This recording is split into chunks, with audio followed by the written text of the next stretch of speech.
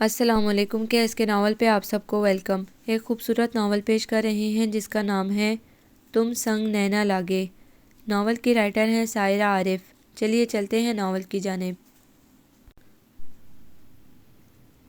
اس دفعہ بسنت ہم گاؤں اپنی حویلی میں جا کر منائیں گے۔ میں نے پاپا سے بات کر لی ہے اور انہوں نے اجازت بھی دے دی ہے۔ ایس نے کمرے میں آ کر کالر اکڑاتے ہوئے اپنی کارکردگی کا بآواز بلند اعلان کیا۔ وہ خاصا پرجوش ہو رہا تھا اور اس خبر نے تو ان سب کو بھی پرجوش کر دیا تھا۔ واہ یار، مان گئے تمہیں، اسی لیے تو ہم نے تمہیں استاد محترم کا درجہ دے رکھا ہے۔ کاشف نے اس کے کندھے تھپ تھپا کر داد دی۔ اگر اس دفعہ بھی اپنے گھر کی اس منی چھت پر بسنت کا پروگرام ہوتا تو میں تو بائیکاٹ کر دیتا۔ بور ہو گئے تھے یار اس یکسانیت سے، اب مزہ آئے گا۔ حویلی کا کھلا صحن، گاؤں کا پرفضا ماحول اور وہ کاٹا کنارے۔ الرٹ دوشیزائیں ندی سے پانی بھر کے واپس آ رہی ہیں اور بسنت کے گبرو جوانوں کو پانی پلا رہی ہیں۔ ہاں، کیا دل فریب نظارہ ہوگا۔ راحیل کی بات کاٹ کر کاشف نے کہا تو سب ہی کہکا لگا کر ہنس پڑے۔ یہ کیا سن رہے ہیں ہم؟ آپ لوگ گاؤں جا رہے ہیں؟ اسی وقت زوردار دھماکے سے دروازہ کھلا اور محترمہ شہرینہ آصف کی سربراہی میں وہ دونوں اندر آ کر ان سے پوچھ رہی تھی، لڑاکا عورتوں کی طرح کمر پر ہاتھ رکھے۔ باپ رے باپ، انہیں کس نے بتایا؟ کاشف نے بوکھلا کر ایس اور راحیل کی طرف دیکھا۔ ان دونوں کے ماتھے بھی پرشکن تھے۔ ہمیں جس نے بھی بتایا پتہ تو چل ہی گیا ہے نا؟ شرم آنی چاہیے تم لوگوں کو۔ اکیلے اکیلے پروگرام بناتے اور چوری چھپے جانے کا سوچا کیسے تم لوگوں نے؟ ہمارے بغیر غضب خدا کا۔ دوستوں کے آنے پر چائے ہم بنائیں، غربت کے دنوں میں قرضہ ہم دیں جو کبھی بھی واپس نہیں ہوا۔ ڈیفالٹر سب سے بڑے اور بسنت کا پروگرام خفیہ بنا کر گاؤں بھاگنا چاہتے ہیں۔ ماہین نان سٹاپ بولتی چلی گئی۔ اس کی لان تان اور ملامت پر راحیل نے کرا کر کاشف کو دیکھا۔ اب کہاں بھاگ سکتے ہیں؟ وہ بے بسی سے ڈہ گیا تھا۔ کمال ہے، کیوں اتنا چلا رہی ہو؟ بسنت لڑکیوں کا نہیں لڑکوں کا تہوار ہوتا ہے اور ہمارے ساتھ کچھ دوست بھی جا رہے ہیں۔ ایس نے اپنے بڑے ہونے کا فائدہ اٹھا کر رعب سے کہا۔ واہ، لڑکوں کا تہوار؟ آج سے پہلے تک تو یہ لڑکیوں کا بھی تھا۔ رات رات بھر کھانے پکانے کا کام کون کرتا تھا اور مانجا کون پکا کر تم لوگوں کو دیتا تھا؟ بھول گئے سب؟ اور آج شہرینہ کسی سے دب جائے، یہ تو ہوا ہی نہ تھا اور نہ ہی کبھی ہو سکتا تھا۔ ہم کچھ نہیں بھولے، سب یاد ہے، سمجھا کرو۔ ہمارے ساتھ کچھ لڑکے جا رہے ہیں، اچھا نہیں لگتا، ان کے ساتھ تمہیں کہاں اٹھائے پھریں گے؟ راحیل نے فوراً پسپائی اختیار کرتے ہوئے نرمی سے سمجھایا۔ ہمیں اٹھانے کی ضرورت نہیں ہے، ہماری ٹانگیں سلامت ہیں اور ہم الگ گاڑی میں جائیں گے، بلکہ تم لوگوں سے پہلے حویلی پہنچ کر دکھائیں گے۔ شہرینہ نے ہاتھ اٹھا کر چیلنج کیا تھا۔ راحیل نے الجھ کر ایس کو دیکھا، وہ بری طرح پھنسے تھے۔ دوستوں والا بہانہ بھی کام نہیں آیا تھا اور یہ بھی اچھی طرح معلوم تھا کہ ان کو روکنا آسان نہیں تھا۔ باقی تو شاید رک ہی جاتی کہ وہ شہرینہ کی طرح دبنگ اور دانسو قسم کا مزاج نہیں رکھتی تھی، مگر شہرینہ آصف چچا کی لاڈلی اکلوتی خودسر اور ضدی دختر نیک اختر کو روکنا یا منع کرنا کسی کے بس میں نہ تھا۔ ایس کو اس سے بہت چڑ تھی۔ وہ گھر میں سب سے بڑا تھا اور سبھی پر اس کا رعب چلتا تھا سوائے شہرینہ کے۔ اس کی ضدی خودسر فطرت کی وجہ سے ایس اس سے کم ہی مخاطب ہوتا تھا۔ وہ لحاظ تو رکھنا جانتی ہی نہ تھی، اوپر سے ہر کام میں ٹانگ اڑانا اپنا فرض سمجھتی تھی۔ اس لیے تینوں نے گاؤں جانے کا پروگرام خواتین سے مخفی کر رکھا تھا۔ انہیں علم تھا کہ ایک دفعہ انہیں بھنک پڑ گئی تو سر ہو جائیں گی اور انہیں ساتھ لے جانا گویا اپنی آزادی کا خاتمہ تھا۔ ٹھیک ہے چلی جاؤ، ہم نے کون سا منع کیا ہے، مگر ماہین تم نہیں جاؤ گی اور عافیہ تم بھی نہیں۔ ایس نے سنجیدگی سے اسے کہہ کر اپنی بہن ماہین اور عافیہ کو منع کر دیا تھا۔ وہ دونوں بیچاری خاموشی اور ناراضی سے باہر نکل گئی تھیں، جبکہ شہرینہ نے خاصے تھیکے اور طنزیہ انداز میں اسے گھورا تھا۔ راحیل، تم اور کاشف میرے ساتھ جاؤ گے میری گاڑی میں؟ اس نے کاٹدار نگاہ اس پر ڈال کر چھوٹے چچا کے بیٹوں کو حکم دیا تھا کہ اسے معلوم تھا وہ دونوں سرتابی کی جرأت نہیں کر سکتے۔ دونوں نے گھبرا کر پہلے ایس کو دیکھا، پھر اسے جو حکم دے کر مزے سے جا رہی تھی۔ دھت تیری کی، سارا پروگرام چوپٹ ہو گیا۔ یہ لڑکی اور حکم دیکھو، کاش ہم بھی تمہاری طرح انکار کر سکتے۔ راحیل نے غصے سے کشن دور پھینک دیا۔ اس کے لہجے کی بے بسی اور بے چارگی نے اس کو اور تپا دیا تھا۔ انتہائی چالاک اور گھنی لڑکی ہے یہ، جانتی ہے نا کہ تم دونوں اس کے باپ کے زیر کفالت ہو، اسی لیے تمہیں حکم دیتی ہے۔ مجھ سے اس طرح بات کرے تو منہ توڑ دوں، 2 منٹ میں دماغ درست کر دوں۔ نواب زادی کا۔ ایس کا لہجہ انتہائی غسیلا اور نفرت بھرا تھا۔ پھر اب کاشف البتہ نارمل تھا، یا شاید اس میں قوت ارادی بلا کی تھی۔ اب کیا، ظاہر ہے ہم اسی کے ساتھ جائیں گے۔ ایس تم اپنی گاڑی میں شام تک پہنچ جانا۔ ہاں ڈونٹ وری، سامان میں لے آؤں گا۔ ایس نے اسے تسلی دی۔ اوکے یار تم آرام کرو، ہم چلتے ہیں۔ کاشف کے ساتھ ہی راحیل بھی اٹھ گیا تھا۔ ایس بہت دیر تک شہرینہ کے رویے پر غور کر کے تل ملاتا رہا۔ اس کا انداز، لب و لہجہ اور نظروں کی حقارت اسے اندر تک جھلسا دیتی تھی، مگر وہ اسے کچھ نہیں کہہ سکتا تھا، نہ ہی کہنے کا حق رکھتا تھا۔ آصف، عاطف اور عاصم تینوں بھائی تھے۔ سب سے بڑے عاطف تھے، جن کا بڑا بیٹا عز اور دو بیٹیاں ماہین اور عافیہ تھی۔ دوسرے نمبر پر آصف تھے، ان کی ایک ہی اکلوتی بیٹی شہرینہ تھی۔ خدا نے انہیں بے حد و حساب نوازا تھا۔ وہ مٹی میں ہاتھ ڈالتے تھے، سونا بن جاتی تھی۔ ان کے والد کی جائیداد بہت زیادہ نہ تھی، مگر جتنی تھی تینوں میں تقسیم ہو گئی تھی۔ عز بزنس کرتا تھا اور اس کا بزنس اچھا خاصا چلتا تھا، سو کوئی مالی پریشانی درپیش نہیں تھی۔ وہ لوگ اگرچہ آصف چچا کے ہم پلہ تو نہیں تھے، مگر گزارا اچھا بھلا ہو رہا تھا، اور آصف صاحب کے لیے تو ان کی بیٹی خوش بختی کی علامت بن کر آئی تھی۔ اس کی پیدائش کے بعد سے آج تک انہیں کاروبار میں بے پناہ کامیابی ملی تھی۔ 1 سے 2، 2 سے 4 اور یہ سلسلہ بڑھتا جا رہا تھا۔ وہ اپنی کامیابی اور ترقی کا سبب شہرینہ کو سمجھتے تھے۔ ان کے لاڈ پیار نے اسے حد سے زیادہ ضدی اور گستاخ بنا دیا تھا، مگر انہیں اس کے بگڑنے کی قطعی پرواہ نہ تھی۔ دونوں میاں بیوی کے نزدیک اس کا بچپنا ابھی تک نہیں گیا تھا۔ اس کی فرمائش پوری کرنا اور فوراً پوری کرنا ان کا گویا اولین فرض تھا کہ یہ سب کچھ اسی کا تھا، اسی کے لیے تھا۔ تیسرے اور سب سے چھوٹے عاصم تھے۔ کاشف اور راحیل دونوں ان کے بیٹے تھے۔ عاصم کو ایک روز اچانک شدید ہارٹ اٹیک ہوا، جو جان لیوا ثابت ہوا تھا۔ اس وقت کاشف میٹرک اور راحیل فرسٹ ایئر میں تھا۔ چھوٹے بھائی کی وفات کے بعد ان دونوں کو آصف اپنے ہاں لے آئے تھے۔ اگرچہ عاطف بھی ان سے بے حد پیار کرتے تھے، مگر ان کی ذمہ داری آصف نے ہی اٹھا لی تھی۔ راشدہ بیگم بھی سلجھی ہوئی حلیم طبع خاتون تھی۔ جیٹھانی سے روایتی لڑائی جھگڑا اور چپکلش انہیں پسند نہ تھا، نہ ہی وہ کرتی تھیں۔ یوں خاصے پرسکون اور خوشگوار ماحول میں دن گزر رہے تھے۔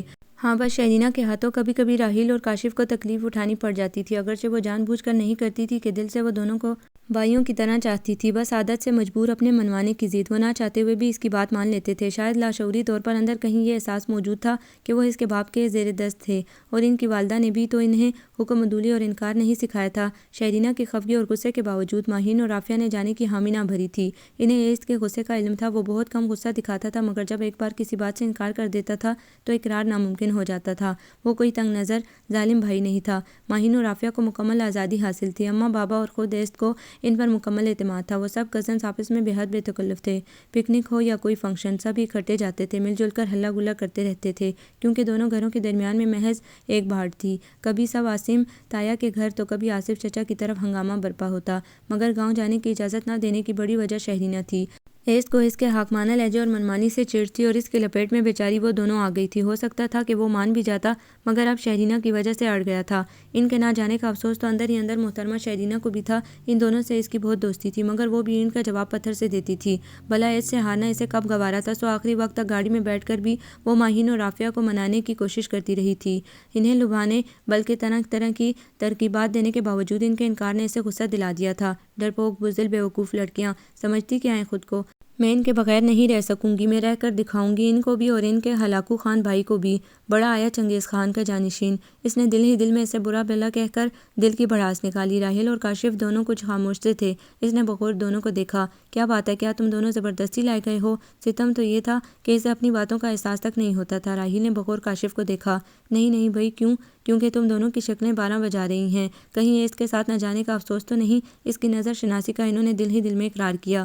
نہیں، افسوس کیسا، ہماری پیاری بہن سے بڑھ کر کوئی اور ہو سکتا ہے کیا؟ نیور، کاشف نے پیار سے کہا تو وہ بے ساختہ مسکرا دی، اور پھر تمام راستہ وہ تینوں ہنستے مسکراتے مذاق کرتے اور آتے جاتے لوگوں پر تبصرے کرتے رہے تھے۔ دادا جان کی وفات کے بعد 2 سال تک دادی اماں اس آبائی حویلی میں رہی تھیں۔ باوجود اس کے کہ بیٹے انہیں شہر میں اپنے گھر لے جانا چاہتے تھے، وہ اس حویلی کو چھوڑنے پر تیار نہ تھیں۔ ان کی خواہش کی وجہ سے یہ حویلی اب تک فروخت نہیں کی گئی تھی۔ ان کی وفات کے بعد ان کی خالہ زاد بہن اپنی بیوہ بیٹی اور نواسی کے ہمراہ یہاں رہ رہی تھیں۔ اس طرح حویلی کی دیکھ بھال بھی ہو رہی تھی، اور ان نادر خواتین کو سر چھپانے کا ٹھکانہ بھی مل گیا تھا۔ جس وقت یہ لوگ گاؤں پہنچے شام ہو رہی تھی۔ گاؤں میں ڈھلتی شام کا منظر بے حد حسین ہوتا ہے۔ کسان اپنے ڈھور ڈنگر لے کر کھیتوں سے واپس گھروں کو پلٹ رہے تھے۔ بیلوں کے گلے میں پڑی گھنٹیاں کانوں کو بے حد دل فریب لگ رہی تھی۔ حد نگاہ تک وسیع و عریض کھلا رقبہ، سبزہ ہی سبزہ، اور آسمان کی مغربی کونے میں ڈھلتا ہوا سورج، جس کی ہلکی گلابی اور نارنجی روشنی دل فریب منظر پیش کر رہی تھی۔ گھروں سے اٹھتا دھواں اور دھیمی دھیمی مکئی کے دانے بھننے کی خوشبو، شاید کہیں قریب ہی کوئی بھٹیارن دانے بھون رہی تھی۔ شہرینہ تو مسحور سی یوں گمسم ہو گئی تھی جیسے اس ماحول میں ڈوب گئی ہو۔ اے واپس آ جاؤ، کاشف نے اس کے چہرے کے آگے ہاتھ لہراتے ہوئے اسے جگایا تو وہ چونک کر ہنس دی، پھر اپنی ننھی سی ناک سکیڑ کر کچھ سونگنے لگی۔ کاشی، مکئی کے دانے بن رہے ہیں کہیں؟ مجھے لا کر دو، مجھے کھانے ہیں۔ لا دوں گا بابا، تم یہاں سے تو ہلو، جم ہی گئی ہو، گاؤں میں داخل تو ہوں، چلو۔ اب کہ وہ فوراً ہی اس کے کہنے پر اس کے ساتھ چل دی تھی۔ راحیل جیپ چودھری صاحب کے وسیع صحن میں کھڑی کرنے گیا تھا، کیونکہ ان کی حویلی اندرون گاؤں میں تھی اور وہاں کی گلیاں اتنی وسیع نہیں تھی کہ جیپ دروازے تک جا سکتی۔ سلام بی بی جی، سلام بھاؤ، وہ بوڑھی عورت شاید بابا یا دادا جان کو جانتی تھی۔ انہیں دیکھتے ہی روک کر نہ صرف سلام کیا تھا بلکہ تمام گھرانے کی خیریت بھی ایک ایک کر کے معلوم کی تھی۔ اتنی سی دیر میں ہی ان کے گرد بچوں اور عورتوں کا جمکھٹا سا ہو گیا تھا۔ شہرینہ کو اب الجھن سی ہونے لگی تھی۔ کاشی بے حد صبر و ضبط سے ان کے تمام سوالوں کا جواب دے رہا تھا۔ اس نے بیزاری سے ان پر ایک نظر ڈالی۔ سبھی کی نظریں اس پر جمی تھیں، گویا وہ کسی اور ہی دنیا کی مخلوق ہو، اور حلیے سے تو واقعی اس گاؤں کی مخلوق ہرگز نہیں لگ رہی تھی۔ ماہین اور چچی جان نے اسے سمجھایا بھی تھا کہ گاؤں اس لباس میں مت جاؤ جو اس کا روایتی لباس تھا، جینز، شرٹ نما قمیض، جوگرز، کرلی بالوں کی پونی اور گلے میں اسکارف۔ بھلا اس حلیے میں گاؤں والوں نے اسے سر سے پاؤں تک تو دیکھنا ہی تھا، مگر وہ تو اپنی منمانی کرتی تھی، اب سخت الجھن اور تلملاہٹ کا شکار ہو رہی تھی۔ ان نظروں اور باتوں سے اسے اب غصہ آ رہا تھا۔ "I think it's too late, we should go now". میرا خیال ہے کافی دیر ہو گئی، اب ہمیں چلنا چاہیے، اس نے انگلش میں کاشف سے کہا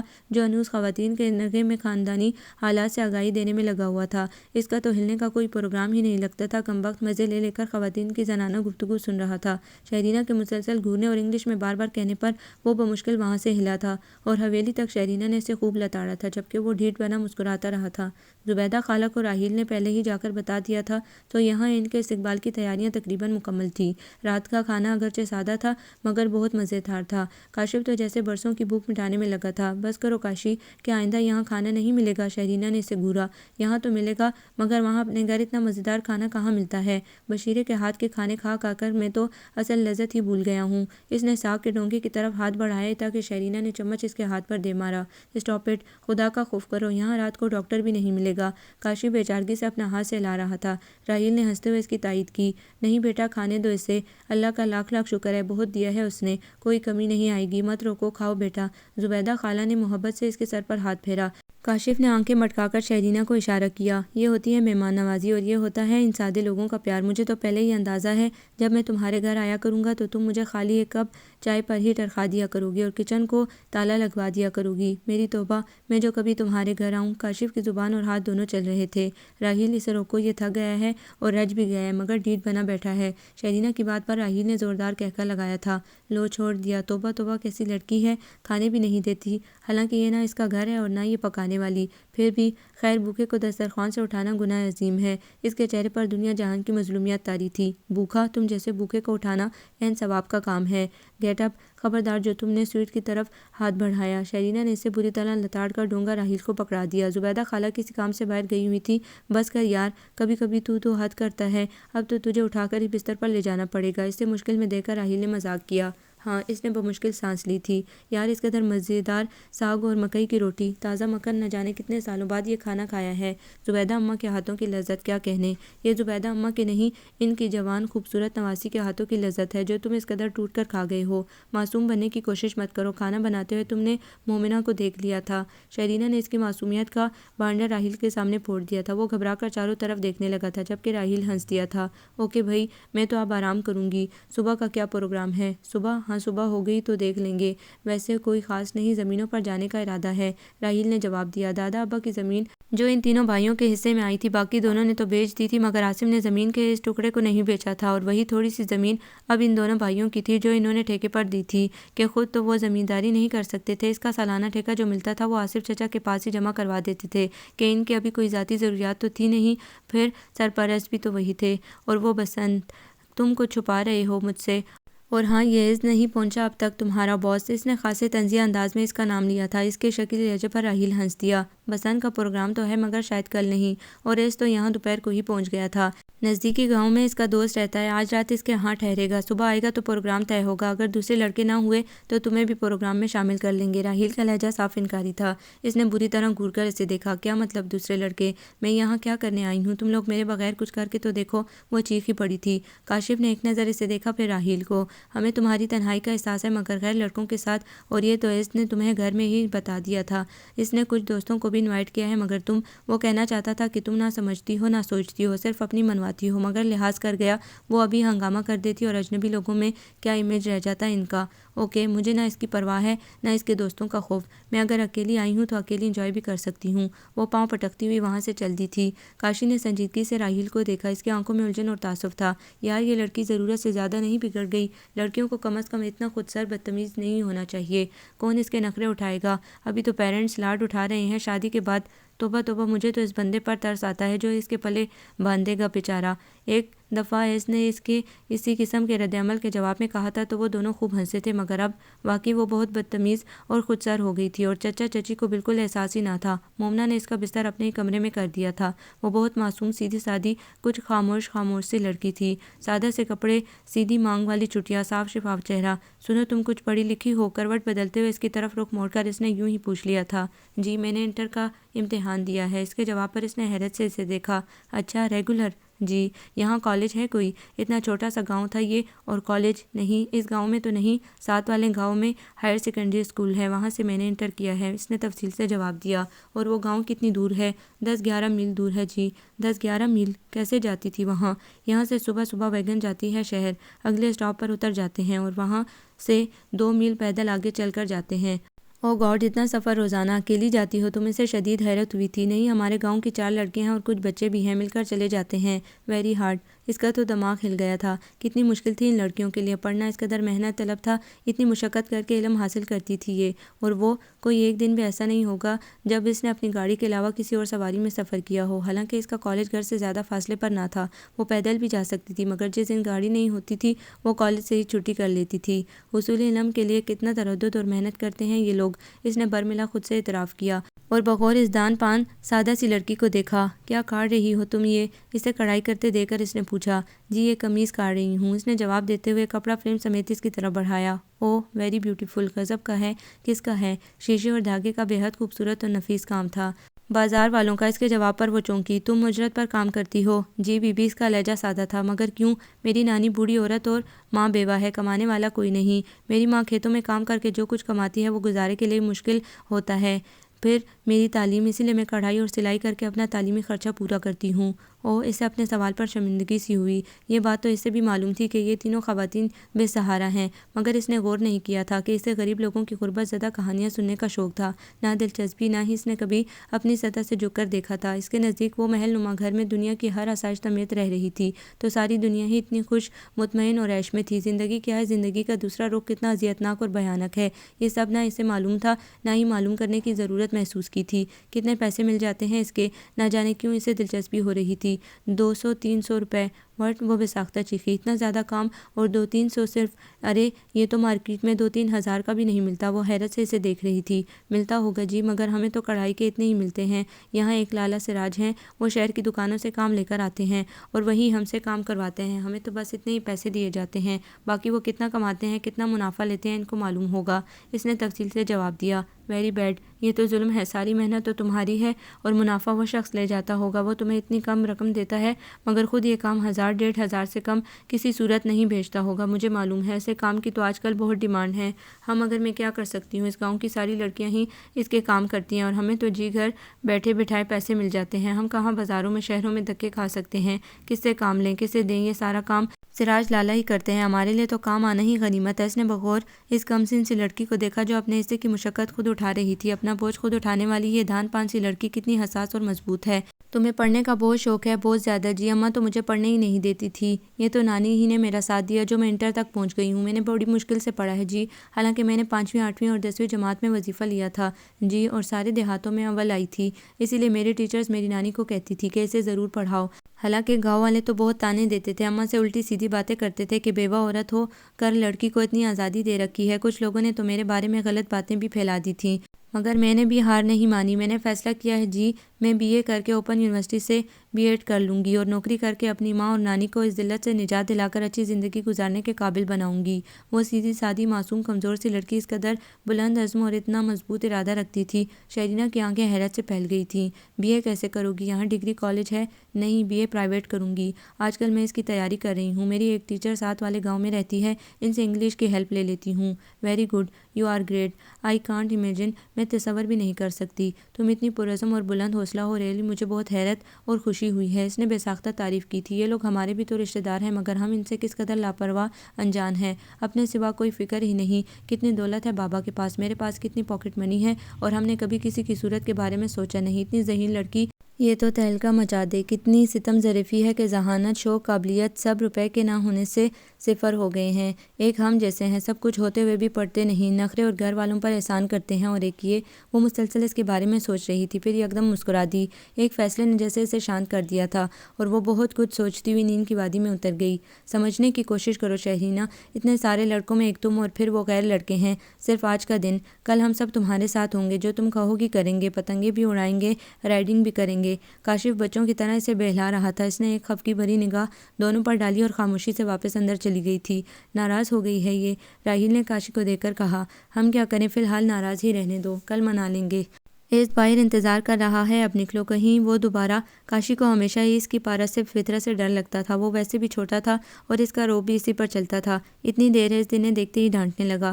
کہیں وہ شہرینہ صاحبہ نے تو کوئی مسئلہ نہیں کھڑا کر دیا تھا؟ اس کے شکی انداز پر بے ساختہ ہی راحیل مسکرایا۔ نہیں یار، اب وہ اتنی بھی بری نہیں ہے، ہم نے اسے سمجھایا، وہ فوراً راضی ہو گئی۔ واقعی یقین نہیں آتا ایک ہی دن میں کیا انقلاب آ گیا ہے۔ اس کا لہجہ بھرپور استہزائیہ تھا۔ اچھے لوگوں کی صحت میں انقلاب یوں ہی دنوں میں رونما ہوتے ہیں۔ کاشف نے مدبرانہ انداز میں کہا تو اس بے ساختہ مسکرا دیا۔ او ہو، اچھے لوگ مثلاً کون سے لوگ اچھے ہیں جن کی صحبت سے انقلابات رونما ہوتے ہیں لوگوں پر ایک ہی دن میں؟ اس نے لوگوں پر خاصا زور دیا تھا۔ لہجہ اور نظریں معنی خیز تھیں۔ کاشف بوکھلا کر دائیں بائیں دیکھنے لگا۔ بچے ہم سے رازداری نہیں استاد محترم، آپ سے کیا چھپانا، آپ تو گرو ہیں میرے۔ کاشف نے ہاتھ جوڑ کر اپنی شکست کا اعتراف کیا تھا۔ اس اور راحیل کا مشترکہ قہقہ خاصا بلند تھا، اور وہ دونوں ہی اس کی نظروں میں چھپی پسندیدگی بام چکے تھے، جو مومنہ کو دیکھ کر اس کی آنکھیں ستاروں کی طرح جگمگانے لگتی تھیں۔ مجھے پہلے ہی پتہ ہے اس ہٹلر نے ان دونوں کو منع کیا ہوگا کہ شہرینہ کو مت لے کر جانا۔ خبیث انسان، بڑا بنتا ہے، کوئی بات نہیں بچو، میں بھی تم سے بدلہ لے کر رہوں گی۔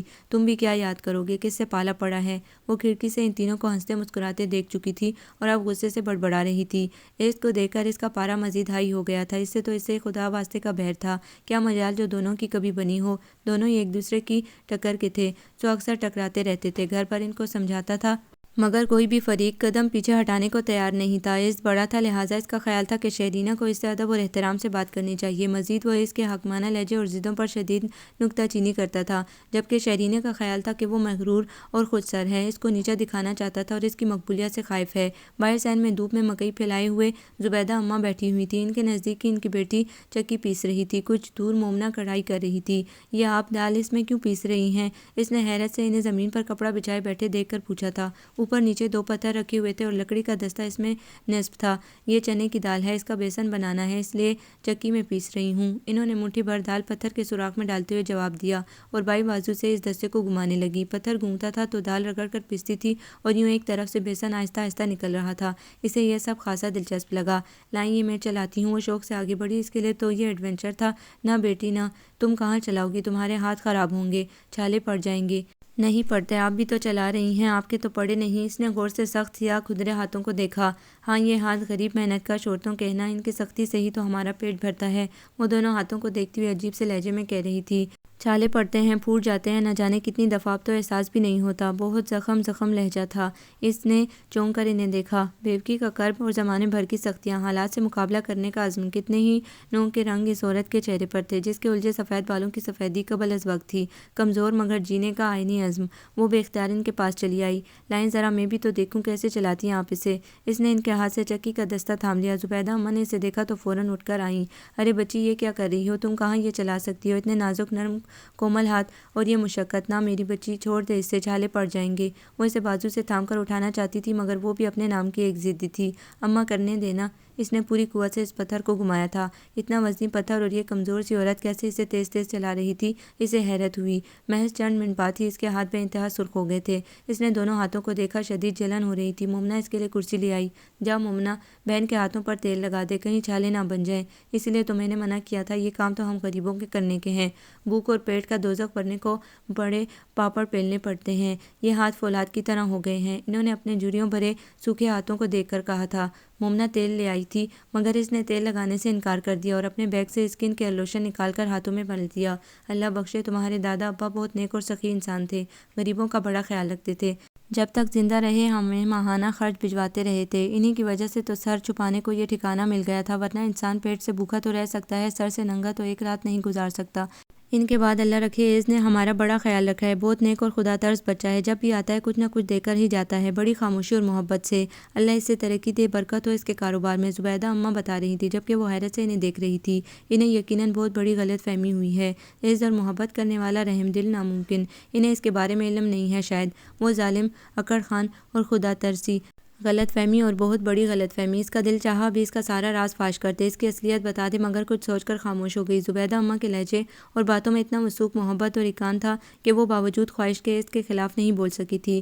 ہاں، یہ احساس اسے ضرور ہوا تھا کہ ان غریب اور مستحق خواتین کی مدد کرنا کوئی اتنا مشکل نہیں تھا۔ ان بے سہارا عورتوں کو وہ سہارا دے سکتی تھی کہ اس کے پاس ذرائع اور حیثیت دونوں تھے، اور یہ احساس شدید تر ہو گیا تھا جب اسے مومنہ نے بتایا کہ میری امی چکی پیس کر پیسہ کماتی ہیں۔ اس کا دل کام سا گیا۔ اس نے بے ساختہ اپنے سرخ ہاتھوں کو دیکھا۔ محض چند لمحوں کی یہ سرخی اب تک زائل نہیں ہوئی تھی، اسکن کیئر کریم لگانے کے باوجود، اور وہ جو 5 کلو دال پیس کر محض 20 روپے کماتی تھی۔ اس کے ہاتھوں کی حالت کیا ہوگی؟ کیا واقعی وہ سوکھے ہوئے ہاتھ فولاد کے ہیں؟ بھوک انسان کو فولاد بناتی ہے۔ ہم محنت مزدوری کر کے اپنا پیٹ پالتے ہیں، ہم نے کبھی کسی کے آگے ہاتھ نہیں پھیلایا، کسی سے مانگا نہیں۔ ہم بھی تو اسی خاندان سے تعلق رکھتے ہیں۔ کیا ہوا جو ہماری غربت نے ہمیں برادری کے اعلیٰ مرتبت اور معززین کی صف سے نکال دیا؟ آج ہمیں برادری والے رشتہ دار سمجھنے کو بھی تیار نہیں ہیں۔ ہمارے پاس دولت اور شان و شوکت ہوتی تو ہم بھی اسی خاندان کے افراد گنے جاتے۔ مومنہ کی بات پر اس نے ہونٹ کاٹے۔ بات کڑوی ضرور تھی مگر سچی تھی۔ دادا ابا کی ان لوگوں سے خاصی قریبی رشتہ داری نکلتی تھی، مگر ان کی وفات کے بعد کسی بیٹے کو یہ احساس تک نہیں ہوا تھا کہ حویلی میں پناہ گزین اور حویلی کی حفاظت کے خیال سے جن خواتین پر احسان کیا گیا ہے وہ ان کی کچھ لگتی بھی ہیں یا نہیں۔ گھر میں ان کا تو کبھی ذکر تک نہیں ہوتا تھا۔ ہاں، جب حویلی کسی کا آنا ہوتا تھا تو وہ حویلی کے نگرانوں کی حیثیت سے ان لوگوں کا سرسری سا تذکرہ ضرور کر دیتا تھا، باقی ختم۔ اور خود وہ بھی تو 3 دفعہ یہاں آ چکی تھی، مگر آج سے پہلے تک تو اتنی تفصیل سے نہ ان لوگوں سے گفتگو ہوئی تھی، نہ ہی ان کے حالات سے دلچسپی، اور اس کی وجہ شاید یہ تھی کہ وہ اس دفعہ اکیلی تھی۔ اسے اپنی تنہائی ختم کرنے کو کمپنی کی ضرورت تھی، جبکہ پہلے وہ سب فیملی ممبرز مل کر آتے تھے۔ 2-3 دن خوب ہلا گلا کیا، سیر سپاٹا کیا، اور واپس کسی کو کسی کے حالات جاننے اور دکھڑے سننے کی فرصت تھی نہ احساس۔ سچ ہے، جس کا پیٹ بھرا ہوا ہو اسے کسی کے خالی پیٹ کا کیا احساس؟ بھوک کا احساس تو بھوکے کو ہی ہو سکتا ہے۔ ہماری تھوڑی سی توجہ اور احساس سے دوسروں کی زندگیاں سنور سکتی ہیں، مگر ہمیں احساس ہو تو تب نہ۔ ہم بے حس اور بے خبر اپنی دنیا میں مگر رہنے والے لوگ۔ ہمارے ساتھ والے گھر میں کوئی بھوکا ہے تو ہو، ہمیں کیا احساس؟ ہم تو اسلام اور قرآن کے تمام اصولوں اور احکامات کو بھلائے ہوئے دنیا داری میں گم ہیں۔ انسان کس قدر بے خبر اور مگن ہے۔ وقت گزر رہا ہے اور ایک دن منادی ہوگی کہ وقت ختم ہو گیا ہے۔ اس دن ہم حیران و پریشان سوچیں گے کہ کیسے ختم ہو گیا اور کیوں ہوا۔ ابھی تو کچھ بھی نہیں کیا۔ بہت سے فرض تھے، بہت سی ذمہ داریاں نبھانی تھی، مگر اس وقت مدت ختم ہو چکی ہوگی اور ہم سوائے افسوس سے ہاتھ ملنے کے کچھ نہیں کر سکیں گے۔ واصف علی واصف کی کتاب میں لکھے ہوئے الفاظ اسے اس وقت سمجھ نہیں آئے تھے، مگر آج یہاں ان عورتوں کو دیکھ کر اور زبیدہ اماں کی باتیں سن کر جیسے لفظوں کی معنی واضح ہو گئی تھی۔ ان دنوں وہ نماز نہیں پڑھتی تھی۔ جب دادی اماں نے اسے قرآن کے حوالے سے سمجھایا تھا کہ انسان غفلت اور بے خبری میں گم یہ سمجھتا ہے کہ ساری عمر یہاں ہی رہے گا، یہی عیش، یہی آزادی ہمیشہ چلے گی، مگر انسان کو جس کام کے لیے بھیجا گیا ہے وہ نہ ادا کیے تو پکڑ ہوگی، اور اللہ تعالیٰ ضرور پوچھیں گے کہ اے بندے، میں نے تجھے جو ذمہ داریاں دی، جو فرض عائد کیے وہ پورے کیے؟ اور اس وقت انسان بے بس لاچار ہوگا، محض پچھتاوا رہ جائے گا۔ تب بھی اس نے ان کی بات کو محض ایک کان سے سن کر ہی اڑا دیا تھا۔ ماہین اور رافعہ باقاعدگی سے نماز پڑھتی تھی اور یہ انہیں کہتی تھی کہ جب بڑھاپا آئے گا تو ہم بھی اللہ اللہ کر لیں گے، ابھی سے کیا نیک پروین بن جائیں ہم۔ مگر اب اسے احساس ہو رہا تھا واقعی وہ ساری باتیں جو اس کے لیے ناقابل فہم تھی اب سمجھ میں آ رہی تھی۔ میں ضرور ان لوگوں کی مدد کروں گی۔ اس گاؤں کی لڑکیاں کس قدر محنت کرتی ہیں اور ان کی محنت کا معاوضہ کس قدر کم ملتا ہے۔ اس نے کچھ دوسری لڑکیوں کا بھی کام دیکھا تھا، وہ بے حد خوبصورت اور بہت زیادہ کام کرتی تھی اور معاوضہ محض 200-300 روپے، حالانکہ کم سے کم بھی ان کی محنت کا معاوضہ 800-1000 ملنا چاہیے تھا، مگر وہ مجبور تھی۔ ہم کیا کریں جی، ہم تو اسی پر صبر شکر کرتی ہیں کہ کام مل جاتا ہے، یہ بھی نہ ملے تو ہم کہاں سے کام لائیں گے؟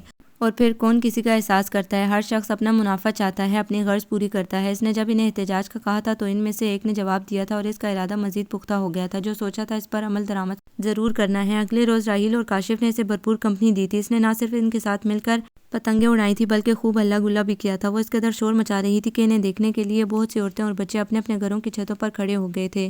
بھلا ان لوگوں نے کہاں یہ تماشا دیکھا تھا کہ لڑکوں والے حلیے میں ایک لڑکی پتنگ بازی کرتے ہوئے وہ کاٹا کنارے لگا رہی ہو۔ کاشی، توجہ دو، تمہاری گڈی کٹ رہی ہے۔ اوئے، اس نے چیخ کر کاشی کو کہا، جس کی نظریں آسمان پر نہیں تھی بلکہ کچھ فاصلے پر اس ہنگامے سے لطف اندوز ہوتی مومنہ پر تھی۔ وہ معصومیت سے مسکراتے ہوئے بے حد مگن ہو کر انہیں کھیلتا ہوا دیکھ رہی تھی۔ اسے تو شاید یہ احساس تک نہ تھا کہ کوئی اسے دیکھ رہا ہے۔ بھائی آپ کی گوڈی کٹ گئی، کسی بچے نے کہا تھا۔ ارے یار ہم تو خود پورے کے پورے لوٹ گئے ہیں۔ اس نے زیر لب سرگوشی کی، مگر شہرینہ چونکہ پوری طرح ان کی طرف متوجہ تھی اس لیے سن لیا تھا۔ اچھا اور اس پتنگ کو کاٹا کس نے ہے؟ اس نے معنی خیزی سے پوچھا۔ بری بات، دوسروں کے معاملے میں دخل نہیں دیتے۔ اس نے خفگی چھپانے کو مصنوعی غصہ دکھایا۔ ایسی کی تیسی دوسروں کے معاملات کی، بچو تیرا معاملہ میں ہی سدھاروں گی، مجھ سے چھپانے کی کوشش نہ کرنا۔ یار ایک تو چھوٹا ہونے کا یہ بڑا نقصان ہے، ہر شخص دھمکاتا رہتا ہے، شاگرد ہی بنے رہو تمام عمر۔ اس کی دھمکی پر اس نے منہ بنا کر کہا تھا، وہ کاٹا ہوئی کٹ گئی، میں نے کاٹ دی۔ وہ چیخ چیخ کر خوشی سے بتا رہی تھی جب ایک دم اندر سے ایس نکل آیا تھا۔ اس کا موڈ خاصا آف لگ رہا تھا۔ اس نے سنجیدگی سے ان تینوں کو دیکھا اور پھر اس کی نظریں لاپرواہ مگن شور مچاتی شہرینہ پر ٹھہر گئی تھیں۔ کاشی انسان کو جگہ، ماحول اور موقع محل دیکھ کر ہر کام کرنا چاہیے، اور یہی عقل مندی ہوتی ہے۔ میں تمہیں خاصا عقل مند سمجھتا تھا مگر تم تو۔ اس نے اسے ڈانٹتے ہوئے اس پر بھی نظر ڈالی تھی۔ کاشی بیچارہ شرمندہ سا ہو گیا تھا، البتہ شہرینہ اچھی طرح ان ڈائریکٹ طنز اور معنی سمجھ گئی تھی۔ اسے تو رگوں میں خون ابلتا محسوس ہوا۔ راحیل کسی کام سے باہر گیا ہوا تھا، ویسے بھی وہ ذرا بڑا ہونے کی وجہ سے سنجیدگی اختیار کیے رہتا تھا۔ کچھ لوگوں کو یہ ظلم ہوتا ہے کہ وہ ہر بات سمجھتے ہیں، حالانکہ بیوقوف لوگ ہی اس قسم کے دعوے کرتے ہیں۔ اور جہاں تک جگہ، ماحول، موقع محل دیکھ کر کام کرنے کا تعلق ہے تو یہ جگہ، ماحول اور موقع محل تینوں اس کام کے لیے جو ہو رہا ہے بے حد مناسب اور رائٹ ہیں۔ اوکے، اس کا طنزیہ زہرخند لہجہ اس کو اور تپا گیا۔ یہ گاؤں ہے، شہر نہیں ہے۔ یہاں کے لوگ ان امیرانہ چونچلوں کو ناپسند کرتے ہیں، بلکہ اعتراض بھی کیا جاتا ہے۔ اس نے لہجہ ہنوز نارمل رکھا تھا۔ گاؤں کے لوگوں کو تو شاید کوئی اعتراض نہیں ہے، البتہ تمہیں میرے ہر کام پر اعتراض کرنے اور نکتہ چینی کرنے کی عادت ضرور ہے۔ اس نے جتایا، تم میرے بارے میں بہت غلط رائے رکھتی ہو، ایسا نہیں ہے جو تم سمجھتی ہو۔ وہ اب بہت نزدیک آ گیا تھا۔ اس کی آنکھوں میں آنکھیں ڈال کر اس نے عجیب سے لہجے میں بتایا تھا۔ اسے لمحے بھر کو یوں لگا جیسے زمین آسمان گم گئے ہوں، اس کی آنکھوں میں ایک پل سے زیادہ نہیں دیکھا گیا۔ فوراً اس نے نظر جھکا لی۔ اس نے ادھر ادھر دیکھا، کاشی موقع سے فائدہ اٹھا کر بھاگ گیا تھا۔ اس نے کچھ دور جاتے ہوئے اس کو دیکھا، اس کی چوڑی پشت کو زیادہ دیر دیکھ نہیں سکی۔ آؤ مومنا تم یہ پتنگ اڑاؤ، اس نے مومنا کو فارغ دیکھ کر دعوت دی۔ مجھے تو پتنگ اڑانی نہیں آتی جی۔ تو کیا ہوا، آؤ میں سکھا دوں، بہت آسان ہے۔ وہ تو ٹھیک ہے مگر اماں غصے ہوں گی، وہ تو لڑکوں کے شوق پر انہیں برا بھلا کہتی ہیں۔ ویسے بھی اماں کہتی ہیں کہ یہ غیر اسلامی روایات ہیں، ہندوؤں والی باتیں۔ ان کی تہذیب اپنا کر ہم بہت خوش ہوتے ہیں، فخر سے لاکھوں روپے خرچ کرتے ہیں بسنت پر۔ حالانکہ اگر ہم انہی پیسوں کو جائز اور شرعی کاموں پر خرچ کریں، کسی ضرورت مند کو دے دیں، کسی بیوہ کو، یتیم کو، تو کتنا اجر ملے ہمیں، اور ثواب کے ساتھ ساتھ روحانی خوشی اور دلی تسکین۔ وہ چپ چاپ اسے بولتا ہوا سن رہی تھی۔ آج سے پہلے تو کبھی اس نے نہیں سوچا تھا کہ یہ کوئی غیر اسلامی یا فضول تہوار ہے۔ وہ لوگ واقعی ہزاروں روپے اس تہوار پر خرچ کرتے تھے، خاص طور پر دوستوں کو انوائٹ کیا جاتا، مختلف ڈشیں پکائی جاتی، رات بھر پھر زبردست لائٹنگ ہوتی تھی، ڈیک پر گانے لگائے جاتے تھے، وہ بسنت کے حوالے سے خصوصی ڈریس تیار کرواتی تھی، اور یہ سب زندگی کی انجوائمنٹ تھی۔ اور وہ جس سوسائٹی میں رہتی تھی، اس کی سوشل زندگی کے یہ تمام لوازمات پورے کرنا ایٹیکیٹس میں شامل تھا۔ نام نہاد شوبازی نے انہیں اپنے اقدار، روایات اور تہذیب سے کس قدر دور کر دیا تھا کہ انہیں سودوزیاں کا احساس سے تک نہ تھا۔ اور پھر اگلے روز ہی اسے ایس سے اپنا بدلہ لینے کا موقع مل گیا۔ وہ کاشی کو یہ بتانے آئی تھی کہ آج وہ اس کے ساتھ کھیتوں میں چلے، کیونکہ کپاس کا موسم تھا اور وہ کھیتوں میں کپاس چننے والی عورتیں دیکھنا چاہتی تھی۔ اب تک تو محض ٹی وی پر ڈاکومنٹری فلموں میں ہی کپاس چننے کا منظر دیکھا تھا، جبکہ اب خود اپنی آنکھوں سے ان کا مشاہدہ کرنا چاہتی تھی۔ ویسے تو مومنا کی امی روزانہ ہی دیگر دیہاتی عورتوں کے ساتھ کپاس چننے جاتی تھی، مگر وہ بہت صبح صبح جاتی تھیں۔ اس وقت تو وہ سو رہی ہوتی تھی اور شام کو وہ واپس آتی تھی۔ تمام دن وہ کھڑے ہو کر کام کرتی تھی، اسے بہت ترس آتا تھا ان پر، اتنا محنت مشقت والا کام، اور یہی وہ دیکھنا چاہتی تھی کہ وہ یہ کام کس طرح کرتی ہیں۔ یار صرف دو گھوڑے ہیں، ایک میرا اور ایک راحیل کا، تم کل چلے جانا۔ اس کی آواز کمرے سے آ رہی تھی۔ وہ وہاں ہی ٹھہر گئی۔ وہاں ہر جگہ تم دونوں مجھے چھوڑ کر چلے جاتے ہو، کل شکار پر گئے تھے تب بھی مجھے لے کر نہیں گئے، مجھے بچہ سمجھتے ہو کیا؟ میں یہاں کیا کروں گا؟ کاشف رونے والا ہو رہا تھا۔ ہاں ہاں ہاں ہاں ہاں، تم بچے ہی تو ہو میرے لال، تم کیوں بور ہوتے ہو؟ تم شہرینہ بیوی کے ساتھ کھیلنا، پتنگ اڑانا، کرکٹ کھیلنا، چھت پر چڑھ کر گاؤں کی زندگی کا مطالعہ کرنا۔ وہ اسے کسی بچے کی طرح ٹریٹ کر رہا تھا جسے ٹافیاں اور لالی پاپ دے کر بہلایا جاتا، اور شہرینہ کو اس کا انداز آگ لگا گیا۔ یقیناً کاشف ان سے خفا ہو گیا تھا، تبھی تو اس کی آواز نہیں آ رہی تھی۔ چل یار، چودھری گلریز پہنچنے والا ہوگا، گھوڑے تو اس نے پہلے ہی بھجوا دیے ہیں، آج جی بھر کے رائڈنگ کریں گے۔ شمال کی طرف ایک ٹریک بنا ہوا ہے جو جنگل کے درمیان سے گزرتا ہے، اتنا گنا اور خوفناک جنگل تم نے اپنی زندگی میں نہیں دیکھا ہوگا، بہت خوف آتا ہے، اندھیرا اور جنگلی جانوروں کی بہتات، زبردست ایڈونچر ہے، میرا فیوریٹ ٹریک۔ وہ صرف یہاں تک ہی سن پائی تھی۔ ایک خیال بجلی کی طرح اس کے ذہن میں کوندا اور وہ واپس پلٹ کر حویلی کے صحن سے نکل کر بیرونی گیٹ کی طرف آ گئی۔ گیٹ کے بالکل ساتھ ایک دیہاتی سا بندہ دو گھوڑوں کی لگامیں تھامے تیار کھڑا تھا۔ اس نے ایک پل کو سوچا، سنو یہ لگام مجھے دے دو۔ اس نے ایک گھوڑے کے قریب جا کر اس کی پشت پر ہاتھ پھیرتے ہوئے کہا۔ اسکول کے زمانے میں اس نے اچھی خاصی رائڈنگ سیکھی تھی، اب بھی کبھی کبھار بابا کے ساتھ ان کے دوست انکل الوی کے فارم پر چلی جاتی تھی تو رائڈنگ کا شوق پورا ہو جاتا تھا۔ پر بی بی یہ تا باؤ لوگاں منگائی نہیں، مگر بی بی یہ تو باؤ لوگوں نے منگوائے ہیں۔ اس کے ترکمانہ لہجے پر اس نے پریشانی سے جواب دیا، جانتی ہوں اس صاحب نے میرے لیے ہی منگوائے ہیں، یہ مجھے دو اور تم یہ دوسرا گھوڑا واپس لے جاؤ، ان کی طبیعت ٹھیک نہیں ہے، وہ نہیں جا سکیں گے۔ اس نے اس کے ہاتھ سے لگام تھام کر مزے سے کہا ہیں پر جی اتھے ہنی بالکل چنگے اندر گئے نے، آخر سن میں ہنی واپس آنا ماں، مگر جی وہ تو ابھی بالکل بھلے چنگے اندر گئے ہیں اور کہہ رہے تھے کہ ابھی واپس آتا ہوں۔ اس کی حیرت بجا تھی، جو میں کہہ رہی ہوں وہ غلط ہے کیا؟ کیوں اپنا اور ہمارا وقت برباد کرتے ہو؟ جاؤ شاباش۔ اس نے غصے سے اسے کہہ کر گھوڑے کی لگام تھام کر ایک پاؤں رکاب میں پھنسایا اور جست لگا کر اوپر بیٹھ گئی۔ وہ حیرت سے اسے گھوڑے پر بیٹھا ہوا دیکھ رہا تھا۔ بی بی اس گھوڑے تے نہ بیٹھو، اے تا اتھرا اے تے نہیں سنبھالیا جاندا کسی کولو، اے تا بی بی جی بی بی۔ وہ اسے آگاہ کر رہا تھا کہ یہ گھوڑا اتھرا ہے اور یہ کسی سے نہیں سنبھالا جاتا، مگر اس کی پکار پر اس نے قطعی توجہ نہیں دی تھی۔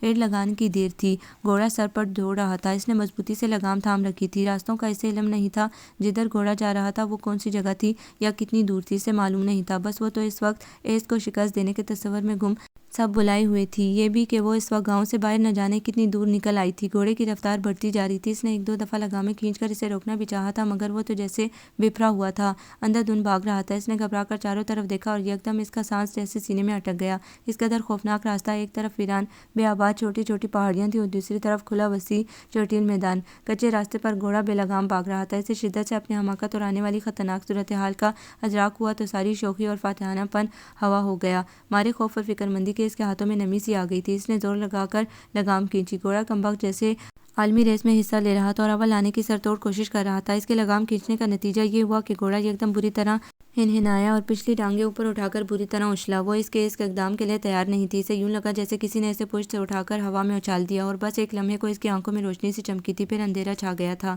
شہرینہ، شہری، آنکھیں کھولو، اٹھو، کوئی بہت دور سے اسے آوازیں دے رہا تھا۔ اسے لگا جیسے وہ کسی اندھیری کوٹری میں بند ہے، پھر کسی نے اسے ہلایا تھا۔ اس کے ذہن میں جیسے ہلکے ہلکے دھماکے ہو رہے تھے اور یہ ٹیسیں اسے اپنے وجود کا احساس دلا رہی تھی۔ اس کے منہ سے آ نکل گئی، شہری، شہرینہ، آنکھیں کھولو، ہوش میں آؤ۔ اب کی آوازیں قریب سے اور واضح آئی تھی۔ اس نے بمشکل آنکھیں کھولی، شدید دھند تھی، کچھ بھی واضح نہ تھا۔ اس نے دوبارہ آنکھیں بند کر لیں۔ شہرینہ، شہرینہ، اس کے گالوں پر تھپڑ لگ رہے تھے، پھر کسی نے اس کے سر کو زور سے ہلایا اور مارے تکلیف کے اس کی کراہ نکل گئی، اس کے سر میں شدید ٹیسیں اٹھ رہی تھیں۔ شہرینہ، شہرینہ، مسلسل پکار اس کے ذہن پر جیسے ہتھوڑے کی طرح لگ رہی تھی۔ اس نے آنکھیں کھول دی تھی، ہلکی سی دھند چھٹی تھی، ایک دھندلا سا ہیولا واضح ہو رہا تھا۔ شہرینہ، آنکھیں کھولو، دیکھو، یہ میں ہوں ایس، تم ٹھیک ہو، ہوش میں آؤ۔ آواز اس کے کانوں کو جانی پہچانی سی لگی تھی۔ میں کہاں ہوں، میرا سر، اف۔ اس نے جو ہی سر اٹھانا چاہا، درد کی لہر سے پورے وجود میں دوڑ گئی تھی۔ تم ٹھیک ہو، ڈونٹ وری، ہمت کرو، اٹھو، شاباش۔ اس نے بازو اس کے شانوں کے گرد پھیلا کر اسے سہارا دینا چاہا، مگر وہ تو سر درد کی وجہ سے بے حال ہو رہی تھی۔ اس نے اس کے سینے سے سر ٹکا دیا۔ مجھ سے نہیں اٹھایا جاتا، میرا سر پھٹ رہا ہے۔ وہ اس کے گریبان کو تھامے آہستہ آہستہ کرا رہی تھی، پورا بوجھ اس پر ہی ڈالا ہوا تھا۔ او خدایا، میں کیا کروں اب؟ اس نے چاروں طرف دیکھا، ویران بے آباد جگہ، جہاں دور دور تک کسی ضرور کا وجود نہ تھا، اور یہاں سے اسے حویلی تک لے جانا مشکل ترین کام تھا۔ گھوڑے کو اس نے درخت سے باندھ دیا تھا اور اسے ہوش میں لانے کی کوشش کرنے لگا۔ اس کے بے ہوش وجود کو اٹھا کر کیسے لے جا سکتا تھا، اور وہ اب دوبارہ نیم بے ہوش سی اس کے بازوؤں میں پڑی تھی۔ اس کے سر میں خاصی چوٹ آئی تھی۔ شہرینہ، شہرینہ، آنکھیں کھولو۔ اس کے دھیمے محبت بھرے لہجے اور نرم ہاتھوں کے گرم لمس سے اس کے خوابیدہ احساس کو جگا سا دیا تھا۔ اس نے آہستہ سے آنکھیں کھولیں، اس کے کس قدر قریب تھا، بے حد قریب۔ اس کی وسیلی اور خفا خفا سی آنکھیں محبت اور فکر مندی سے لبریز تھی۔ کم آن، بہادر بنو، شاباش، ہمت سے، تھوڑی تکلیف تو برداشت کرنا پڑے گی، گھر کیسے جائیں گے، اور یہاں تو کسی کی ہیلپ کا چانس بھی نہیں، تو میری بات سمجھ رہی ہو نا؟ اسے دوبارہ آنکھیں بند کرتا دیکھ کر اس نے آہستہ سے اس کا ہاتھ ہلایا۔ جی، مدھم سے لہجے میں کہہ کر اس نے خود کو سنبھالنے کے لیے پاؤں سمیٹے، مگر کرا کر رہ گئی۔ اس کے پاؤں میں بھی شدید چوٹ آئی تھی۔ کیا ہوا؟ کیا پاؤں میں بھی تکلیف ہے؟ وہ بے حد فکر مندی سے اس کے پاؤں کو دیکھ رہا تھا۔ ہاں، شدید تکلیف، شاید پاؤں ٹوٹ گیا ہے میرا، اس نے کرا کر کچھ اس انداز میں کہا تھا کہ وہ بمشکل مسکراہٹ دبا سکا۔ اچھا، ایسا کرتے ہیں کہ ہاں، یہ رومال کافی بڑا ہے، لاؤ ذرا اپنا پاؤں ادھر کرو، اسے باندھ دیتا ہوں، تاکہ اگر ہڈی کریک ہو گئی ہو تو لٹکنے سے مزید تکلیف نہ ہو۔ اس نے اس کے گلے میں پڑے بڑے سے رومال کو پھاڑ کر پٹیاں بنائی تھی اور پھر بے حد آہستہ آہستہ اس کے پاؤں پر بینڈیج کرنے لگا۔ وہ ذرا بھی کپڑا ٹائٹ کرتا تو وہ چلانے لگتی تھی۔ اس کے پاؤں میں فریکچر ہو گیا تھا، مگر اسے بتانا مزید اس کی چیخو پکار بڑھانا تھا۔ اوہو، کچھ نہیں ہوا، کچھ بھی نہیں ہوا، معمولی چوٹ ہے، بس ذرا موچ آ گئی ہے، وغیرہ کہہ کر اپنا کام کرتا رہا تھا۔ اس کے بازو سے خون رس رہا تھا، کسی نوکیلے پتھر نے جلد کو ادھیڑ دیا تھا۔ وہاں بھی اس نے پٹی باندھ دی تھی، سر میں البتہ خاصی چوٹ آئی تھی اور اسی لیے وہ فوراً واپس پہنچنا چاہتا تھا۔ شکر تھا خدا کا کہ زیادہ دیر نہیں ہوئی تھی۔ وہ اور راحیل جو ہی باہر نکلے، رب نوازنے نے بتایا کہ کوئی شہری لڑکی گولی لے کر چلی گئی ہے۔ گولی اس گھوڑے کا نام تھا جو شرینہ لے گئی تھی۔ اس فوراً ہی معاملہ سمجھ گیا تھا، اسے شرینہ کی عادت کا بخوبی علم تھا، اگرچہ اسے یہ پتہ تھا کہ وہ رائڈنگ کر لیتی ہے۔ اس کے باوجود جب رب نواز نے گولی نامی گھوڑے کے بارے میں یہ بتایا کہ وہ بے حد سرکش ہے اور اسے ہینڈل کرنے کے خاص ٹپس ہیں تو وہ بے حد گھبرا گیا۔ راحیل کو چھوڑ کر وہ دوسرے گھوڑے پر رب نواز کے بتائے ہوئے راستے پر اس کی تلاش کے لیے نکل پڑا تھا۔ رب نواز کے بقول وہ واپس اپنے ٹھکانے پر ہی جائے گا، پھر دوسرے راستے پر نہ نکل جائے جو بے حد خطرناک اور پہاڑی تھا۔ اس ہوا کی طرح گھوڑا دوڑاتا ہوا ولیریس کے ڈیرے پر پہنچا تھا، مگر وہ وہاں نہیں تھی۔ او میرے خدا، کہاں چلی گئی؟ کہیں کوئی حادثہ؟ مزید اس سے سوچا نہیں گیا۔ دل ایسے بے قرار اور پریشان تھا جیسے ابھی باہر نکل پڑے گا۔ اسے اپنی یہ کیفیت خود سمجھ میں نہیں آ رہی تھی۔ دیوانوں کی طرح وہ دوسرے راستے پر ایک ایک انچ بغور دیکھتا ہوا یہاں تک آیا تھا۔ شکر تھا کہ وہ کچے راستے پر ہی گری تھی، ورنہ پتھروں کی نوکیں اسے ادھیڑ دیتیں۔ ابھی بھی اس کے نازک وجود پر خاصے زخم آئے تھے۔ اسے زندہ دیکھ کر جیسے بند ہوتا دل بحال ہوا تھا۔ پہلے تو اس کے ذہن میں خیال آیا کہ اسے اس کی ہٹ درمی اور خود سری کی سزا دے اور یوں ہی تڑپتا رہنے دے، بڑی تیس مار خان بنتی تھی۔ مگر دوسرے ہی پل دل نے بری طرح دماغ کو لتاڑ دیا اور وہ حیران پریشان سا اس آواز کو سن رہا تھا۔ اسے دکھ دے کر میں خوش رہ سکوں گا؟ نہیں، کبھی نہیں۔ یہ لاکھ ضدیں کر لے، منمانیاں کرے، مگر مجھے بہت پیاری ہے، بہت زیادہ۔ اس کی نیم بے ہوش وجود کو اپنے آگے گھوڑے پر بٹھا کر حویلی واپس آتے ہوئے اس نے دل کی بات پر سر جھکا دیا تھا کہ اب مزید وہ خود کو دھوکہ نہیں دے سکتا تھا، انجان نہیں بن سکتا تھا۔ اس بظاہر نفرت کے پردے میں کس قدر محبت اور چاہت چھپی تھی، اس کا احساس اسے آج زخمی حالت میں دیکھ کر ہوا تھا۔ وہ تو جیسے تڑپ ہی اٹھا تھا اس کے جانے کا سن کر۔ یوں پاگلوں کی طرح اس نے اسے راستے میں تلاش کیا تھا کہ خود نڈال ہو گیا تھا اور روتے کرلاتے سہمے ہوئے دل کو قرار اب آیا تھا جب وہ زندہ سلامت اس کے پاس تھی۔ شکر ہے خدا کا اس کی جان بچ گئی، کوئی گہری چوٹ نہیں آئی۔ اگر خدا نہ خواستہ کچھ ہو جاتا تو چچا جان ہمیں زندہ نہ چھوڑتے۔ کاشف یہ بات حویلی سے واپسی پر نہ جانے کتنی دفعہ کہہ چکا تھا۔ اس نے گھور کر اسے دیکھا۔ کیوں؟ تمہیں کیوں زندہ نہ چھوڑتے؟ تمہارا کیا قصور؟ ہم تمہارے ساتھ تمہارے لیے ہی تو گئے تھے اور وہاں جا کر اتنے لاپرواہ ہو گئے۔ ذمہ داری تو تھی نا۔ راحیل بھی خاصا پریشان تھا۔ وہ رہ کر خیال آتا اگر کوئی حادثہ، کوئی انہونی کوئی ہو جاتی تو وہ کیا کرتے؟ تمام عمر وہ خود کو اس کے والدین کا مجرم سمجھتے اور نہ جانے کون سی فرد جرم عائد کر دی جاتی۔ کوئی یہ تو نہیں دیکھتا کہ وہ کتنی ضدی اور ہٹ درم تھی، سبھی ان کو مرد اسلام ٹھہراتے۔ اور ابھی بھی تو چچی جان نے کہہ ہی دیا تھا کہ خود تم اپنی عیاشیوں میں پڑے رہو گے، اسے تنہا چھوڑ دیا، حالانکہ اس کے ساتھ رہنا تمہاری ذمہ داری تھی اور اس کی حفاظت کرنا فرض۔ ان دونوں کے لیے تو اتنی بات بھی سخت شرمندگی کا باعث تھی۔ وہ تو شرینہ نے خود ہی اپنی امی کو بتا دیا تھا کہ ان کا کوئی قصور نہیں، یہ دونوں لاعلم تھے۔ میں چپکے سے بنا بتائے ہی گھوڑا لے کر چلی گئی تھی۔ سنو راحیل اور کاشی، تم دونوں کو شرمندہ ہونے اور اپنی غلطی کا احساس کرنے کی کوئی ضرورت نہیں ہے۔ تمہارا کوئی قصور نہیں ہے اور نہ تھا۔ آئندہ میں تمہارے چہرے پر ندامت اور لہجے میں کوئی پشیمانی نہ دیکھوں۔ اس کی محبت بھری ڈانٹ پر دونوں مسکرا دیے تھے۔ اللہ نے میری زندگی شاید اس لیے بچائی ہے کہ مجھے کچھ نیک کام کرنے ہیں، اس نے سوچا۔ پھر اپنے پاؤں کو دیکھا، پلاسٹر چڑھا دیا گیا تھا۔ سر کی چوٹ بھی خاصی تکلیف دیتی تھی، اس کے باوجود وہ پرعزم تھی اور پرجوش بھی۔ ایس روزانہ آتا تھا، اس کی خیریت پوچھتا بے حد محبت سے اور پیار سے۔ اس کے لہجے کی حلاوت، آنکھوں کی چمک بالکل نئی اور انوکھی تھی۔ اس کے من میں جیسے چنگاریاں سی پھوٹنے لگتی تھیں اور وہ اس کی احسان مند تھی۔ اسے یاد آتا تھا وہ زخمی تھی، مگر کوئی نرم مہربان محبت بھرا لہجہ اسے ہوش کی دنیا میں پکارتا تھا۔ گرم اور مضبوط باہوں میں اس کا وجود کلیہ بند تھا۔ وہ تکلیف سے کراہتی تھی تو وہ فوراً گھوڑا روک کر اس سے پوچھتا تھا۔ کتنا پریشان تھا وہ اور کتنا مختلف بھی۔ وہ بدل گیا تھا، وہ ایز نہیں تھا جو یہاں سے جاتے ہوئے تھا۔ اس کی نفرت، غصہ اور اکڑ ختم ہو گئی تھی۔ وہ جس طرح دوسروں کے لیے نرم دل مہربان شخص تھا، اسی طرح اس کے لیے بھی بن گیا تھا، اور یہ سب محبت تھی، شرینہ کی محبت۔ اس نے جب اس کا شکریہ ادا کرنا چاہا تو ایس نے فوراً اس سے بولنے سے روک دیا تھا۔ سنو، میں نے تمہاری جان نہیں بچائی بلکہ اپنے پیار، اپنی محبت کو بچایا ہے۔ میں کیسے تمہیں مرنے دیتا؟ پھر میرا زندہ رہنا تو بیکار تھا۔ اور وہ منہ کھولے آنکھیں پھاڑے اس مرد کا اقرار محبت سن رہی تھی جو اس کے خیال میں دنیا کا سب سے بے رحم، ظالم اور ہلاکو خان ٹائپ مرد تھا، جسے وہ پسند تھی، نہ اس کا وجود اچھا لگتا تھا۔ اور اب وہ کہہ رہا تھا۔ اس نے فوراً اس کی آنکھوں میں دیکھا، کتنی نرمی اور اپنائیت تھی وہاں، سچی محبت اور پرخلوص مسکراہٹ سے مزین چہرہ، اور بس وہ مزید اس کی طرف نہیں دیکھ سکی، اور ایس کا بھرپور مطمئن کہکہ فضا میں بکھر گیا۔ بعض اوقات جسے ہم شدید نفرت سمجھتے ہیں وہ دراصل نفرت نہیں ہوتی، محبت کے پردے میں چھپا وہ لاشعوری رد عمل ہوتا ہے جسے ہم نہ چاہتے ہوئے بھی کرتے جاتے ہیں۔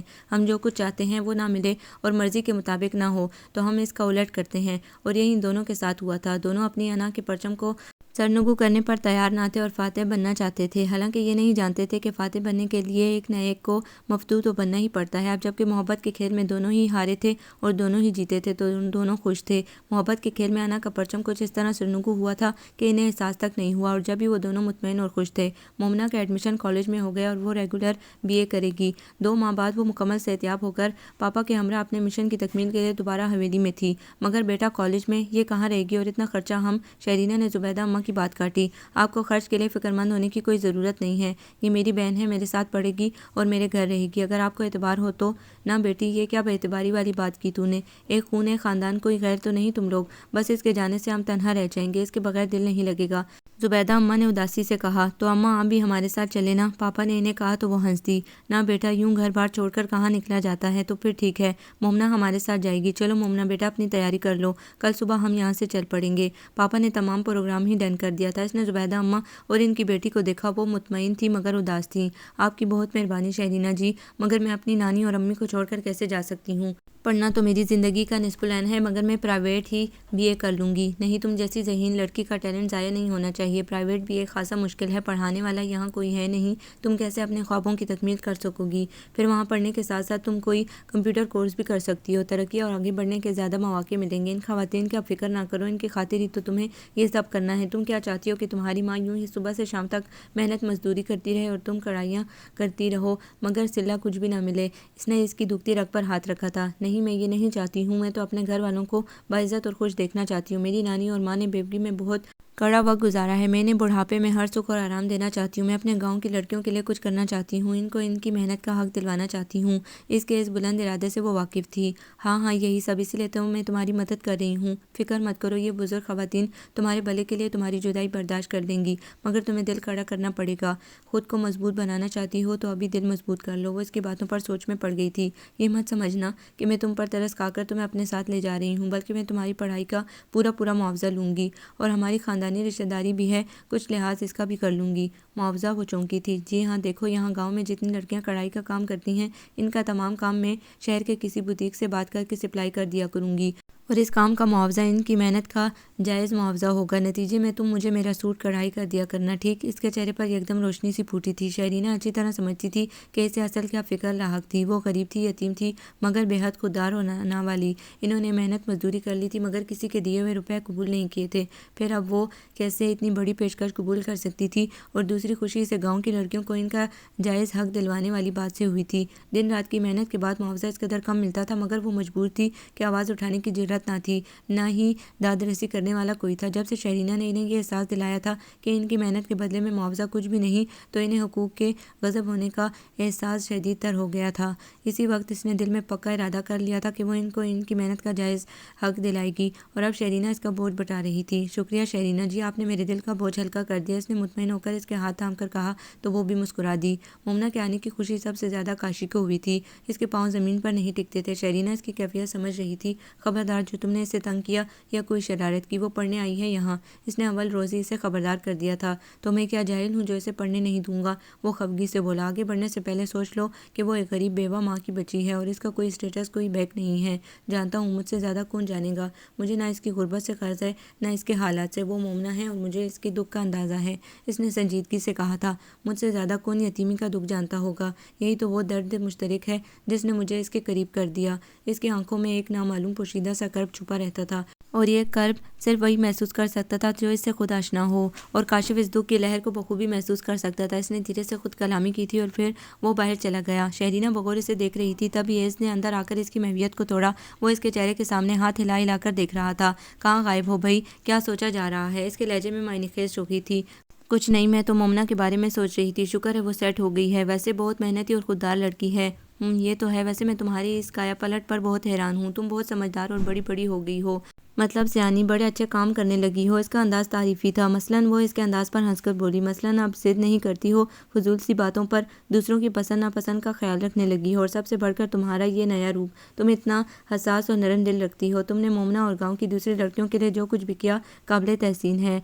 I am really impress. अच्छा, अब मज़ीद फॉर्मल होने की ज़रूरत नहीं है। वो शर्मा सी गई थी। इसने इसको बेहद दिलचस्पी से देखा। हाँ, इस तरह मत शर्माओ, मेरा दिल बंद हो जाएगा। वो दिल पर हाथ रखकर दोहरा हुआ तो वो बुरी तरह से घूरने لگی۔ شہرینہ میں سوچا کرتا تھا کہ کاش مجھے کوئی ایسی لڑکی مل جائے جو میرے جذبات، احساسات اور خیالات کو سمجھ سکے، میری ہمسفر، میرے ذہن کی تمام الجھنوں کو سلجھا دے، مجھے سپورٹ کرے، میرے اچھے کاموں میں مددگار ہو۔ وہ سچ کہوں تم سے تو میں کبھی بھی امید نہیں کرتا تھا کہ تم میری آئیڈیل بن جاؤ گی۔ مجھے نرم مزاج، حساس دل اور دوسروں کا خیال رکھنے والی لڑکیاں اچھی لگتی ہیں، جبکہ تم ان سب کا الٹ تھی۔ مگر یہ میری غلط فہمی تھی، تم تو ظاہراً ایسی تھی، تمہارا باطن تو بے حد اجلا اور روشن تھا، اور مجھے بے انتہا خوشی ہے کہ تم بدل گئی ہو۔ اپنے اس روپ میں تم میرے لیے کیا ہو، مجھے کتنی عزیز ہو، تم سوچ بھی نہیں سکتی ہو۔ سنو، میرا ساتھ دو گی نا نیکی کے کاموں میں، میرے ساتھ چلو گی بھلائی کی راہ پر؟ وہ بے حد امید سے اس کے سامنے کھڑا پوچھ رہا تھا، اور وہ جو بغور اس کی باتیں سن رہی تھی مسکرا کر اپنا ہاتھ آگے بڑھا دیا کہ اب اسے اس شخص کے باطن سے آگاہی ہو گئی تھی۔ اس کے متعلق تو حویلی میں ہی علم ہو گیا تھا کہ وہ جو نظر آتا ہے وہ نہیں، اور اب دونوں